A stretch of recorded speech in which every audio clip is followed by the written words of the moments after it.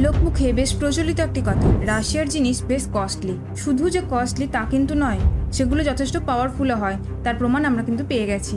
আজ যে আমরা নিশ্চিন্তে আছি, নিজের ঘরে সেফলি আছি, এটা কিন্তু শুধুমাত্র রাশিয়ার S-400 মিসাইল ডিফেন্স সিস্টেমের জন্যই। 2018 সালে ভারত রাশিয়ার সাথে এই ডিলটি সাইন করেছিল 40,000 কোটি টাকায়। যদিও এটা কোনো সাধারণ ডিল ছিল না, বিশ্বের টপ মিসাইল ডিফেন্স সিস্টেমগুলোর মধ্যে অন্যতম একটি।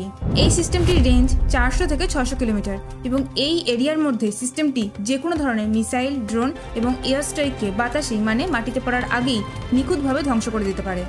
যখন ভারত রাশিয়ার সাথে এই ডিলটি করছিল তখন পুরো বিশ্বে এটাকে নিয়ে অনেক চর্চা হয়েছিল।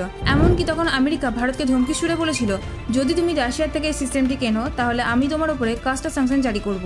যে আমেরিকাকে ভারত নিজের বন্ধু দেশ মনে করে, সেই দেশ ভারতকে পুরো বিশ্বের সামনে এরকম ধমকি সুরে কথা বলেছিল। কিন্তু ভারত এটার জন্য থেমে থাকেনি। বিশ্বের সুপার পাওয়ারের প্রেশার থাকার পরেও ভারত কিন্তু এই ডিলটি সাইন করেছিল এবং এর দ্বারা ভারত পুরো বিশ্বকে একটা মেসেজ দিয়েছিল যে আমি আমার দেশের সুরক্ষার জন্য কারোর কোনো পারমিশন নেব না, নিতে বাধ্য নয়।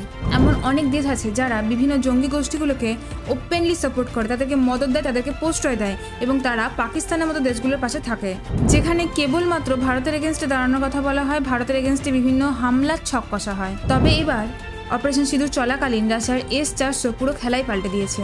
মাত্র দুদিনের মধ্যেই পাকিস্তানের অবস্থা চোখে আঙুল দিয়ে দেখিয়ে দিয়েছে এবং এরপরই IMF এর কাছ থেকে প্রায় 10,000 কোটি টাকার লোন নিতে হয়েছে পাকিস্তানকে। আজকের ভিডিওটি এই পর্যন্তই। S-400 মিসাইল ডিফেন্স সিস্টেম সম্বন্ধে আপনাদের বক্তব্য অবশ্যই জানাবেন। Thank you.